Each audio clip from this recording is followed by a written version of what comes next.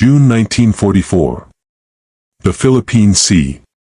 The heat is a physical weight, pressing down on the jagged limestone caves of a nameless Pacific atoll. Inside, a Japanese sergeant, his ribs visible through a tattered tropical uniform, raises a cracked set of binoculars. His stomach has been empty for 3 days, save for rainwater and the bitter pith of a palm tree. On the horizon, the silhouettes of a U.S. Fifth Fleet appear, not as threats, but as a mechanical forest of steel. Among the massive battleships and sleek carriers sits a strange, squat vessel. It flies no battle ensigns of glory, it has no massive 16-inch guns. Yet, as the breeze shifts, the scent of diesel smoke is momentarily replaced by something impossible. Something that shouldn't exist in a theater of scorched earth and sudden death, the sweet, creamy scent of vanilla and chilled dairy. While the Japanese Empire struggled to find a handful of rice for its dying men, the Americans had brought a floating factory capable of churning out 1,500 gallons of ice cream every single day. In that moment, the war was not just being lost, it was being rendered obsolete by a level of wealth the world had never seen. To understand how a floating ice cream parlor ended up in the middle of a global slaughter, one must first look at the sheer, terrifying momentum of the American industrial machine in the early 1940s. When the smoke cleared at Pearl Harbor, the Japanese High Command believed they had bought themselves a year of undisputed reign over the Pacific. They viewed the United States as a fractured, decadent society, a nation of storekeepers who lacked the spiritual fortitude for a long drawn-out war of attrition. However, they had fundamentally miscalculated the victory program. By 1942, the United States was no longer a civilian economy, it was a singular, massive engine of production. The sheer scale of this transformation is difficult to grasp in modern terms. Factories that once produced Chevrolets were now churning out B-24 Liberators, sewing machine plants were producing 1911 pistols, and the dairy industry was being nationalized for the war effort. The U.S. government realized early on that this would be a war of total logistics. In the Pacific, the tyranny of distance was the primary enemy. Supply lines stretched over 7,000 miles of open ocean. To sustain a soldier in such an environment, the military couldn't just provide bullets and bandages, they had to provide a reason to keep fighting in a green hell. Secretary of War Henry L. Stimson and the Joint Chiefs of Staff understood that the American soldier was unique. He was a citizen soldier who expected a standard of living that would have been considered princely by his Japanese or German counterparts. By 1943, the U.S. Navy was commissioning supply ships that were essentially floating cities. While the Japanese were forced to forage, a polite term for starving, on the islands they occupied, the Americans were building a cold chain. This was a sophisticated network of refrigerated warehouses, transport ships, and distribution points designed to move perishable goods from the American Midwest to the front lines of Guadalcanal and beyond. The ice cream barge was not a fluke, it was the logical conclusion of a philosophy that stated, if we can build 1,000 tanks a week, we can surely provide our boys with a taste of home. The Navy's obsession with ice cream, specifically, was driven by a practical necessity. On a steel ship in the South Pacific, temperatures below deck often exceeded 110 degrees Fahrenheit. Alcohol was strictly forbidden on U.S. Navy vessels, a dry Navy policy that had been in place since 1914. To compensate for the lack of beer and the grueling heat, ice cream became the ultimate morale booster. It wasn't just food, it was a psychological weapon. It represented the American way of life, a way of life that the Axis powers were increasingly finding impossible to compete with on a material level. As 1943 bled into 1944, the disparity between the two warring nations' logistical philosophies became a chasm. For the Japanese Empire, the soldier was taught that spiritual strength, or sation, could overcome any physical lack. The Field Service Code issued by General Tojo emphasized that Japanese troops must endure the impossible, often resulting in go-go orders where men were expected to march and fight with only what they could carry on their backs. Supply was an afterthought. The Japanese military expected their garrisons to live off the land, a strategy that failed miserably on the barren, volcanic rocks of the Central Pacific. In stark contrast, the American military leadership viewed morale as a quantifiable resource, much like fuel or ammunition. General Dwight D. Eisenhower famously remarked that the four things that won the war were the C-47 transport plane, the bulldozer, the 2.5-ton truck, and the Higgins boat. Notably, three of these were logistical tools. To the Americans, the war was a problem of engineering and distribution. This led to the creation of the BRL, barge, refrigerated, large. These were non-self-propelled concrete vessels, designed specifically because steel was being prioritized for hulls of carriers and destroyers. Built by the concrete ship constructors in California, these massive 265-foot vessels were essentially floating warehouses. They cost over $1.1 million each, a staggering sum at the time, and were towed across the Pacific to serve as service stations for the fleet. The most famous of these was the dedicated ice cream barge. The Navy realized that small destroyers and submarines didn't have the space for large freezing equipment. By creating a centralized ice cream ship, the Navy could pull smaller vessels alongside for a dairy refuel. This was a logistical feat that the Japanese high command could not even fathom. While their own soldiers were dying of scurvy and beriberi on islands like New Guinea, the Americans were debating the merits of chocolate versus vanilla. By the time the invasion of the Mariana Islands began, the U.S. Navy had effectively eliminated the front line in the traditional sense. Wherever the fleet went, the American lifestyle followed. This included mobile post offices, dental clinics, and the legendary ice cream production lines. The message sent to the Japanese was clear, though they were too deeply entrenched in their ideology to fully accept it yet: you are not just fighting a military, you are fighting a civilization that can afford to treat war as a secondary concern to its own comfort. The deployment of a floating ice cream factory speaks volumes about the distinct approaches of the Allied and Axis powers to warfare, approaches rooted in fundamentally different interpretations of human nature and industrial capacity. For the American GI and sailor, a scoop of ice cream was not merely a dessert, it was a tangible link to home, a fleeting moment of normalcy in the brutal, alien landscape of the Pacific theater. It was a morale booster, yes, but also a symbol that their lives, their comfort, and their psychological well-being mattered. This contrasted sharply with the Japanese emphasis on Bushido, the warrior's code that glorified self-sacrifice, endurance, and the suppression of personal desires for the sake of the empire. American strategists understood that a well-fed, reasonably comfortable, and emotionally supported soldier was a more effective soldier. The grind of jungle warfare, the incessant heat, the ever-present threat of disease, and the constant fear of sudden, violent death could break even the strongest wills. Providing comforts like ice cream, hot showers, and regular mail was not seen as a weakness but as a strategic imperative. These small luxuries cultivated a sense of worth and fostered a collective resilience. A sailor on a battleship, after a grueling day of watch in the scorching sun, would find immense psychological relief in a cone of vanilla ice cream. This momentary escape from the grim reality of war recharged their spirits, reminding them what they were fighting for: a home where such simple pleasures were abundant. It was a subtle, yet profound, act of psychological warfare against the elements and the weariness of combat. This deliberate policy of high morale stood in stark contrast to the Japanese approach, which often neglected the basic needs of its troops, expecting them to subsist on meager rations and endure extreme privation as a matter of honor.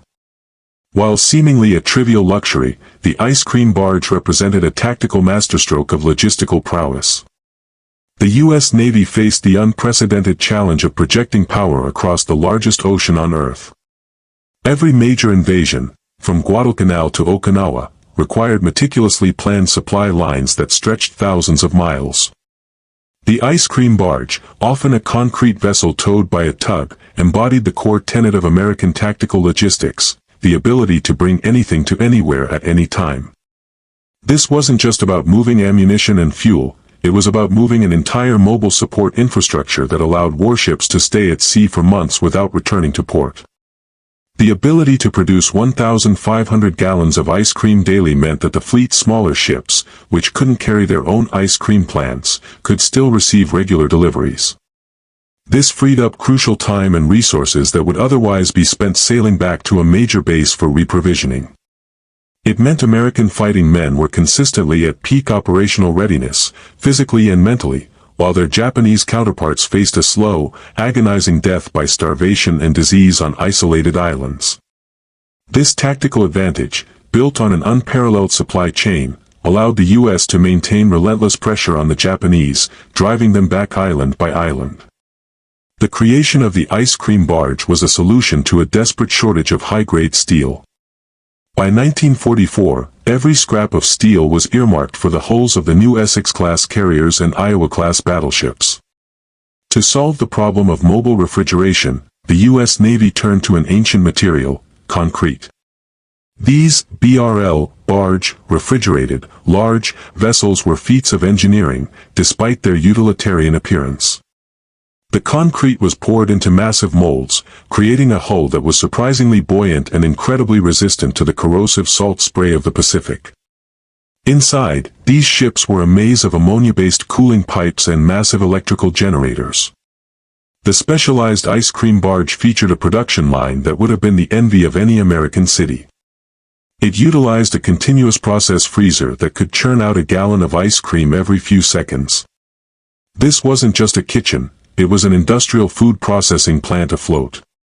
The technology required to maintain sub-zero temperatures in 100-degree tropical humidity was a testament to American refrigeration expertise, a field the U.S. led globally due to its domestic consumer culture. For the U.S. Navy's high command, the provision of ice cream was a matter of official policy. Admiral Chester Nimitz and Admiral Raymond Spruance were not merely focused on the big guns, they were intimately involved in the welfare of their sailors. Secretary of the Navy James Forrestal famously prioritized the funding for these barges, recognizing that in a dry Navy, ice cream was the primary social lubricant. Officers used ice cream as a currency of exchange. Destroyers would often rescue downed carrier pilots, but they refused to return them to their home carriers unless they were paid a ransom in gallons of ice cream. This playful but vital internal economy was encouraged by leadership because it fostered a sense of camaraderie and shared purpose. It turned a grueling, industrial war into something that felt uniquely American, competitive, resourceful, and focused on the well-being of the individual. From the perspective of a Japanese officer, the existence of such a vessel was incomprehensible. Japanese military culture was built on the idea of elegant poverty, the belief that the spirit is hardened by lack. When Japanese intelligence began to hear reports of American ships that produced thousands of gallons of sweets, the reaction was often one of denial or intense bitterness. They viewed it as proof of American decadence, yet they could not ignore the terrifying implication: a nation that has the spare capacity to build an ice cream ship has an infinite capacity to build bombs. To the Japanese soldier, who was often reduced to eating grass and roots, the sight of a barge was a psychological blow far more devastating than a naval bombardment. It was the ultimate flex of American power, a message that while Japan was fighting for its survival, America was fighting for its comfort. The true climax of this logistical war didn't occur during a single naval engagement like Midway or Leyte Gulf, but rather in the slow, agonizing realization that dawned on the Japanese high command throughout 1944. As the U.S. Navy's island-hopping campaign accelerated, the American logistics machine moved from a supportive role to a dominant strategic weapon. The arrival of the dedicated ice cream barge, the WWII, in the Western Pacific served as the definitive marker of this shift. While the Japanese military was desperately trying to implement Operation Shogo to defend the Philippines, their supply lines had been virtually severed by American submarines. On islands like Leyte and later Luzon, Japanese troops were entering the final stages of systemic starvation. Historical records from this period are harrowing. Japanese soldiers were frequently found with nothing but a few grains of rice and salt in their pouches. In some sectors, the attrition wasn't caused by bullets, but by the complete physical collapse of the Japanese soldier. At this exact moment, the U.S. Navy's service force was performing a miracle of abundance. The WWII and her sister ships were not just sitting in safe harbors, they were being towed into the heart of the combat zones. During the massive logistical buildup at Ulithi Atoll, a lagoon that became the world's most active port, the sheer disparity was laid bare. Ulithi could hold over 700 ships at once. In the center of this floating city, the ice cream barges worked 24 hours a day. The turning point was psychological. Captured Japanese diaries from the late war period began to reflect a terrifying new sentiment, the realization that they weren't fighting a war they could win through bravery alone. One captured officer's diary famously noted the insane level of American waste. He described seeing American ships dumping crates of dented canned goods or excess equipment into the sea, items that would have sustained a Japanese regiment for a month. But the ice cream was the final straw. To the Japanese mind, the fact that an enemy could worry about the temperature of a dessert while in the middle of a life-or-death struggle meant the U.S. was operating on a level of resource wealth that was essentially godlike. The ice cream war reached its peak when the U.S. Navy established a bounty system. It was a formalization of the pilot for ice cream trade. When a carrier pilot was forced to ditch in the ocean, he would be picked up by a tin can, a destroyer. The carrier, desperate to get its highly trained pilot back, would negotiate with the destroyer. The standard ransom became 20 gallons of ice cream for a pilot. If the pilot was an ace, the price went up. This was no longer a hobby. It was a sub-economy that proved the Americans had so much surplus, they could use luxury food as a medium of exchange in a combat zone. The decisive moment of this logistical realization occurred during the later stages of the Philippines campaign and the lead-up to Okinawa. By late 1944, the Japanese stay-behind garrisons, men ordered to fight to the death on bypassed islands, were witnessing something that broke their spirit more effectively than any napalm strike. They watched through telescope lenses as American Seabees transformed barren strips of coral into fully functional cities in a matter of days. The climax of this abundance doctrine was the deployment of the floating recreation centers. The U.S. Navy didn't just want to feed its men, it wanted to entertain them. At the fleet base in Ulithi, the Americans set up Mogmog Island, a tiny patch of sand dedicated entirely to rest and relaxation. Here, the ice cream barges would offload thousands of gallons to a central canteen where sailors could sit in the shade, away from the hum of the engines. The turning point came when a group of captured Japanese sailors was brought aboard a U.S. transport ship. Expecting to be tortured or executed, as their propaganda had warned, they were instead led past the galley. There, they saw American sailors casually tossing half-eaten bowls of ice cream into the trash because they were full. To the Japanese prisoners, who had seen their comrades resort to cannibalism on islands like Chichijima just to survive, this was the ultimate horror. It was the realization that the decadent Americans weren't weak because of their luxury, they were powerful because of it. The U.S. Navy's ability to maintain a cold chain of refrigeration across 10,000 miles of ocean meant that by the time the fleet reached the Japanese home islands, the American sailor was healthier, heavier, and more mentally stable than he had been at the start of the war. Meanwhile, the Japanese defender was a ghost of a man. The ice cream barge was the final nail in the coffin of Japanese morale. It proved that the war was being fought between a 19th-century agrarian empire and a 20th-century industrial titan. The turning point wasn't a tactical maneuver, it was the total collapse of the Japanese belief that spirit could defeat steel and sugar. The immediate aftermath of the ice cream war was measured in a staggering collapse of Japanese resistance on bypassed islands. As the U.S. Navy pushed closer to the Japanese home islands, they left behind hundreds of thousands of Imperial Japanese soldiers on neutralized atolls. These men, cut off from Tokyo and told to hold their positions until death, became silent witnesses to the impossible scale of American waste and wealth. Intelligence reports from 1945 indicate that when these garrisons finally surrendered, many Japanese officers cited the sight of American supply ships, specifically the refrigerator barges, as the moment they realized the war was truly over. It wasn't the loss of a carrier or the fall of a city that broke them, it was the realization that while they were starving for a handful of rice, the Americans were worrying about the flavor of their desserts. The statistics of the American food machine in the final year of the war are almost incomprehensible. By 1945, the U.S. Navy was the largest purchaser of dairy products in human history. The ice cream barge program had expanded, and the Quartermaster Corps was shipping millions of tons of frozen beef, fresh vegetables, and dairy to the far reaches of the Pacific. This logistical feat had a direct physical impact. The average American soldier in 1945 was nearly 15 pounds heavier than his Japanese counterpart. This physical superiority translated into endurance on the battlefield. While Japanese troops suffered from night blindness and muscle wasting due to malnutrition, American troops were operating at peak physiological capacity. The psychological shock also extended to the Japanese civilian population after the surrender. When the first occupation troops landed in Japan, they brought with them the same logistical habits.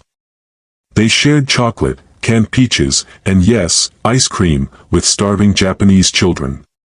This luxury diplomacy did more to stabilize the post-war occupation than any military decree. It fundamentally shifted the Japanese perception of Americans from demons to a people of almost supernatural abundance. The sight of a GI handing out a treat that was previously reserved for the emperor's table in pre-war Japan was a cultural reset that paved the way for the rapid westernization of the country. The long-term consequences of this logistical overkill extended far beyond the hulls of the concrete barges. The cold chain, developed by the U.S. Navy during the war, essentially laid the foundation for the modern globalized world. Before 1941, large-scale maritime refrigeration was a niche industry. By 1945, the Americans had perfected the art of moving perishable goods across entire hemispheres. This expertise flowed directly into the post-war American economy, fueling the supermarket revolution and the rise of the frozen food industry that would dominate the 1950s. The technology that kept 1,500 gallons of ice cream frozen in a Philippine sea was the direct ancestor of the appliances that would soon sit in every suburban American kitchen. Within the military, the ice cream barge became a legend that redefined the standard for troop welfare. The U.S. Army and Navy concluded that the standard of living for a soldier was a force multiplier that could be measured in combat hours and reduced rates of combat fatigue, now known as PTSD. This philosophy dictated the structure of every subsequent American conflict, from the massive Burger Kings at bases in Vietnam to the elaborate dining facilities in the deserts of Iraq and Afghanistan. The Ice Cream War proved that a democratic nation could fight a total war without sacrificing the basic dignity and comfort of its citizens. For the Japanese, the aftermath was a period of profound introspection. The logistics gap became a central study in Japanese military academies after the war. The realization was bitter. They had trained their men to be the finest warriors on earth, but they had failed to provide the tools of life. The failure of the Japanese supply system led to more deaths by starvation and disease than by actual combat, a haunting statistic that reshaped Japanese corporate and industrial philosophy. Today, Japan's just-in-time manufacturing and world-class logistics are, in many ways, a response to the devastating lessons learned when they faced the American BRL barges. The war didn't just end with a treaty, it ended with the total victory of a system that prioritized the stomach as much as the sword. The story of the 1,500-gallon ice cream barge is often told as a humorous footnote to the greatest conflict in human history, a quirky anecdote of American excess. But beneath the surface of that frozen treat lies a sobering and profound truth about the nature of modern warfare. The Second World War was not merely a clash of soldiers, but a clash of industrial philosophies. When we look back at the scorched islands of the Pacific, we see two versions of humanity. One side believed that the spirit could be hardened by suffering, that a man was most powerful when he had nothing left to lose. The other side believed that a man was at his most formidable when he had everything to protect, when he was reminded, even in the depths of a tropical hell, of the sweetness of the life he left behind. The ice cream barge was the ultimate symbol of that belief. It was a 265-foot concrete declaration that the United States would not just outfight its enemies, but outproduce, outsupply, and outcare them. It was a message to every sailor and marine that they were not cogs in a machine, but individuals worthy of a luxury that even kings would have envied a century prior. Ultimately, the war was won in the factories of Detroit, the dairies of Wisconsin, and the engineering bays of California. The Japanese High Command had prepared for a war of bayonets and bravery, but they found themselves in a war of calories and cold storage. They discovered that while you can command a man to die for his country, it is much harder to defeat a man who knows his country has sent a floating factory across 7,000 miles of ocean just to bring him a taste of home. The legacy of the Ice Cream War remains a testament to a uniquely American realization that the true strength of a nation is not measured only by the power of its weapons, but by the staggering, terrifying reach of its kindness toward its own.